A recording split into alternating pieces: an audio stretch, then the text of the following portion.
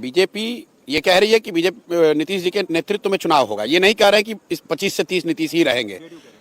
जदयू तो उनका कार्यकर्ता है, तो कहेगा ही, क्या करेगा। लेकिन मैंने तो कैमरे पर कहा है कि अगर अमित शाह में और नरेंद्र मोदी जी में इतना अगर दम है, राजनीतिक दम है, बिहार को समझने का दावा करते हैं, तो एक बार ये बोलकर दिखाइए कि आपका एनडीए का मुख्यमंत्री कौन होगा जीतने के बाद। ये नीतीश कुमार ही रहेंगे 25 के बाद। ये भाजपा वाले, उनको मालूम है कि भाई नीतीश जी की हालत जो है वो 25 के आगे नहीं रह सकते हैं। अब आप ये पूछेगा कि अगर ये उनको मालूम है तो उनको हटा क्यों नहीं रहे, अपना क्यों नहीं बना रहे हैं। वो इसलिए कि भाजपा की बिहार में ना वो ताकत है ना तैयारी है, ना उनकी ताकत है ना उनकी तैयारी है। उनको लड़ना है इनके साथ ही, तो सोच रहे हैं किसी तरह घिसट पिसट के इनके साथ मिलकर लड़ लें। और उनका अपना आकलन है कि अगर हमको बहुमत मिल जाए कोalition को, तो नीतीश को हटाकर हम लोग अपना कोई बना लेंगे। जेडीयू को कितनी सीटें आप दे रहे हैं? इससे पहले भी आपने कई बार आकलन किया। नहीं, मैं अपना आकलन, जो लोग मेरे को पिछले 5-10 साल में फॉलो किए हैं उनको मालूम है, मैं आकलन एक बार करता हूँ फिर बदलता नहीं हूँ रोज।